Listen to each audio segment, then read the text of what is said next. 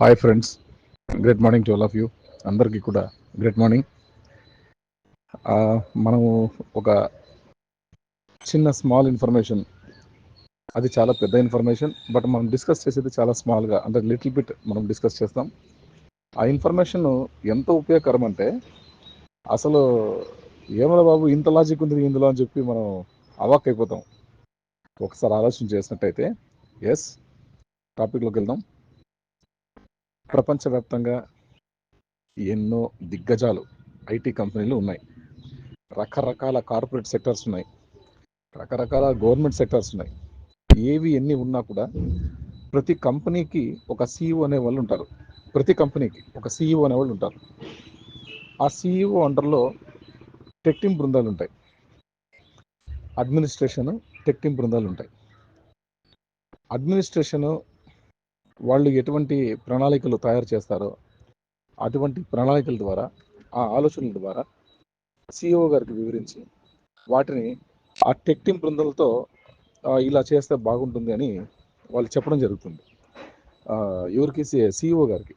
CEO గారికి చెప్తారు మేము ఇలా చేస్తాము అని.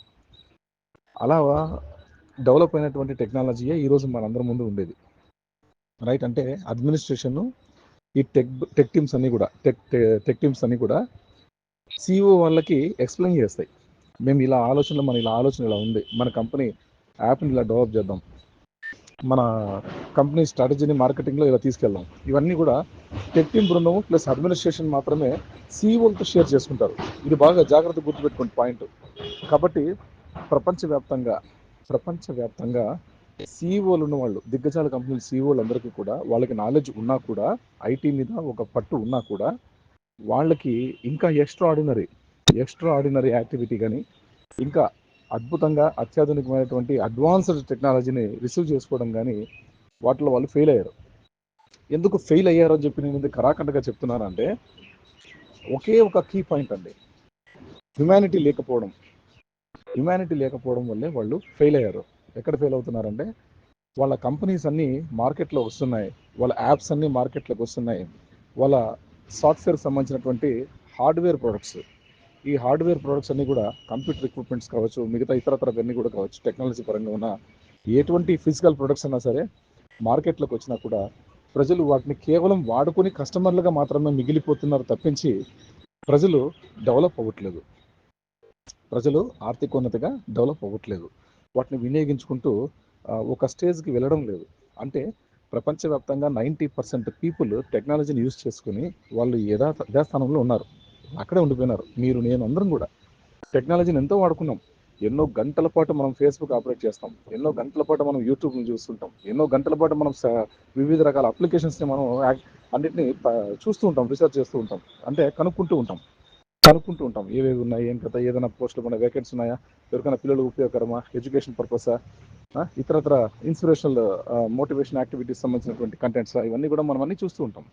బట్ ఎక్కడ ఏది చూసినా కూడా మనం జస్ట్ కేవలం కస్టమర్స్ మాత్రమే, మనము దాన్ని మాత్రమే ఆస్వాదిస్తాం తప్పించి ఎటువంటి ఆదాయ వనరులు మనం పొందలేం. కానీ మనం ఏదైతే యూజ్ చేస్తూ ఉన్నామో, ఫర్ ఎగ్జాంపుల్ యూట్యూబ్ తీసుకోండి. యూట్యూబ్ తీసుకున్నట్టయితే యూట్యూబ్లో ప్రజెంట్ ఏమైతే కంటెంట్ మనం చూస్తున్నామో అది ఒక సినిమా అనుకోండి. ఒక సినిమా చూసినట్టయితే ఒక 2 hours, 2.5 hours అలా స్పెండ్ చేస్తాం టైం. ఓకే, అలా స్పెండ్ చేసినప్పుడు ఇన్ని గంటల సేపు మనం చూసినప్పుడు అది చూస్తున్న కొద్దీ, అంటే ఇంటర్నెట్ దాంట్లో ఉంటేనే మనకు యూట్యూబ్లో మన కంటెంట్ ప్లే అవుతుంది. మన డివైస్లో ఇంటర్నెట్ ఉంటేనే మనకు అది ప్లే అవుతుంది. కాబట్టి ఇంటర్నెట్ ఉంది అంటే వాళ్ళ కంటెంట్ ఆ ఇంటర్నెట్లో యూజ్ చేస్తూ ఉన్నామంటే వాళ్ళకు దాని నుంచి ఎంతైతే నెట్ ఖర్చు అయిందో, ఆ 2.5 hours ఎంతైతే మనకు కేబీస్ కానీ ఎంబీస్ కానీ ఖర్చు అయిందో వాటి నుంచి, ఆ డేటా ఇంటర్నెట్ నుంచి వాళ్ళకు ఇన్కమ్ సోర్స్ అనేది వెళ్తుంది. కానీ మనకు మాత్రం ఆ మూవీ చూసిన సాటిస్ఫాక్షన్ మాత్రం ఉంటుంది. ఇలాగా ప్రపంచవ్యాప్తంగా ఎన్నో దిగ్గజాల కంపెనీలు ఉన్నా కూడా, ఎన్నో అప్లికేషన్స్ ఉన్నా కూడా, అది మొబైల్ అప్లికేషన్స్ కావచ్చు, వెబ్ అప్లికేషన్స్ కావచ్చు, ఎటువంటి అప్లికేషన్స్ అయినా కూడా మనం కేవలం కస్టమర్స్ మాత్రమే. మనం వాళ్ళ సంపదలో మనం భాగస్వాములం కాదు. కానీ ప్రపంచం మొత్తం ఇలాగే జరుగుతుంది. ఇది మనందరం గుర్తుపెట్టుకోవాల్సినటువంటి అంశం. కాబట్టి ఇక్కడ మనకి డిఫరెన్స్ ఏంటంటే, మీకు చెప్పాను కదా, ఇప్పుడు దాకా ప్రపంచంలో ఉన్నటువంటి సీఈఓలు అందరూ కూడా డిపెండింగ్ అపాన్ టెక్ టీమ్ వాళ్ళతో డిపెండ్ అయి ఉన్నారు. ఓకే, ఇక మన ఆన్పెస్ కంపెనీని తీసుకుందాం. అంటే ఒక సెకండ్ అండి, ఆన్పెస్ కంపెనీ తీసుకునే ముందు ఇది ఒకసారి చెప్పేద్దాం. ప్రపంచవ్యాప్తంగా ఇప్పుడు ఫర్ ఎగ్జాంపుల్ మనం యూట్యూబ్ అనుకున్నాం కదా ఇంతకు ముందు. యూట్యూబ్ కంటెంట్లు మనం చూడడం వల్ల మనలాంటి వాళ్ళు కొన్ని కోట్ల మంది చూస్తుంటారు యూట్యూబ్ని పర్ డేకి. ఓకే, సెకండ్కి కూడా యూట్యూబ్లో ఆ ఇంటర్నెట్ సోర్స్ నుంచి వాళ్ళకి కొన్ని కోట్ల డబ్బు జనరేట్ అవుతూ ఉంటుంది. ఓకే, కొన్ని కోట్ల డబ్బు జనరేట్ అవుతూ ఉంటుంది. ఆ డబ్బు జనరేట్ అవ్వడం వల్ల గ్లోబలీ వాళ్ళకి అంత డబ్బు జనరేట్ అవ్వడం వల్ల ఆ డబ్బులో పర్సంటేజ్ సిఇఓ గారికి మెయిన్ పెద్ద స్థానం. సిఇఓ గారికి చాలా పెద్దగా పేమెంట్స్ రావడం జరుగుతుంది, బిగ్ షేర్ సిఇఓ గారికి. తర్వాత ఆ సిఇఓ గారు ఏం చేస్తారంటే టెక్ టీమ్ వాళ్ళకి కూడా సర్టెన్ పర్సంటేజ్ ఇన్కమ్ని వాళ్ళకి చేస్తారనమాట. వాళ్ళకి ఇన్కమ్ సోర్స్ చూపిస్తారు. Only tech team, administration, CEO వీళ్ళు మాత్రమే ఆ సంపదని పొందుతారు. అంటే సిఇఓకి పెద్దగా పొందే అవకాశం ఉంటుంది. ఆయన తర్వాత అడ్మినిస్ట్రేషన్, వాళ్ళ తర్వాత టెక్ టీమ్ బృందాలు. కాబట్టి వాళ్ళు ఆ యూట్యూబ్ని డెవలప్ చేసుకుంటూ ఉంటారు టెక్ టీమ్ వాళ్ళు. ఇంకా అడ్వాన్స్గా ఏదైనా కనుక్కుంటూ ఉంటారు, చేస్తూ ఉంటారు, డెవలప్ చేసుకుంటూ వస్తూ ఉంటారు. అడ్మినిస్ట్రేషన్ కూడా సలహాలు సూచనలు ఇస్తూ ఉంటారు. వీళ్ళ ప్రకారం సిఇఓ గారు గమనిస్తూ ఉంటారు. ఇది బయట ప్రపంచం మార్కెట్లో జరుగుతున్నటువంటి విషయాలు టెక్నాలజీ పరంగా software side, IT company side. Yes, ఇది బాగా గుర్తుపెట్టుకున్నారా? సిఇఓ గారు, బయట ఉన్నటువంటి సిఇఓలు ఎవరైతే ఉన్నారో, బయట దిగ్గజాల కంపెనీలు కావచ్చు, ఏదైనా కావచ్చు, ఆ కంపెనీ సిఇఓలకి నాలెడ్జ్ ఉన్నా కూడా వాళ్ళు ఏం చేస్తారంటే టెక్ టీమ్ బృందాలు అడ్మినిస్ట్రేషన్ మీద డిపెండ్ అయ్యి ఉంటారు. వాళ్ళ సలహా సూచనల మేరకే వాళ్ళ సాఫ్ట్వేర్స్ డిజైన్ చేస్తూ మార్కెట్లో తీసుకొస్తూ ఉంటారు. ఎవ్రీ ఇయర్ వాళ్ళు చేంజెస్ అవుతూ ఉంటాయి. వాళ్ళకి సమ్ ఫీచర్స్, కొత్త ఫీచర్స్ యాడ్ చేస్తూ వస్తూ ఉంటారు. రైట్, ఇది విషయం. మన ఆన్పెస్ కంపెనీకి వచ్చినట్టయితే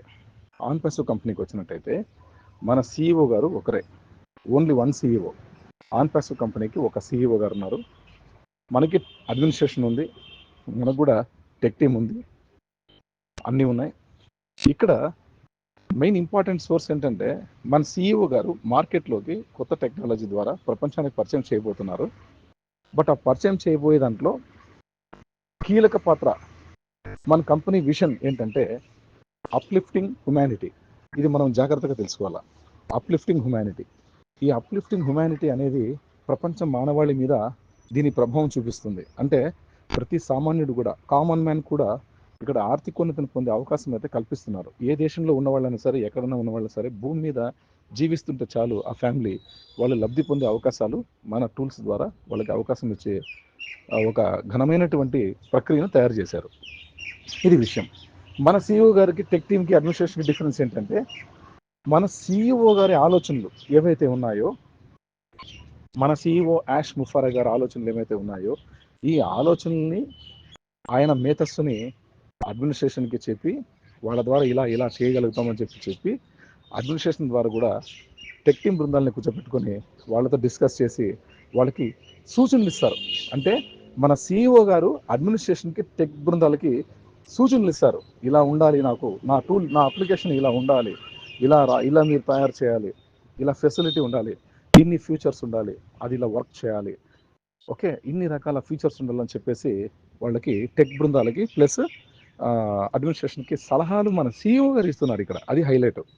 ఓకే, ప్రపంచం మొత్తం అంతా సిఇఓలకి అందరికీ కూడా టెక్ టీమ్ బృందాలు అడ్మినిస్ట్రేషన్ సలహాలు ఇస్తే, మన ఆన్పాసివ్ కంపెనీలో సిఇఓ గారు టెక్ టీమ్ బృందాలకి, అడ్మినిస్ట్రేషన్కి మన సిఇఓ సలహాలు ఇస్తారు.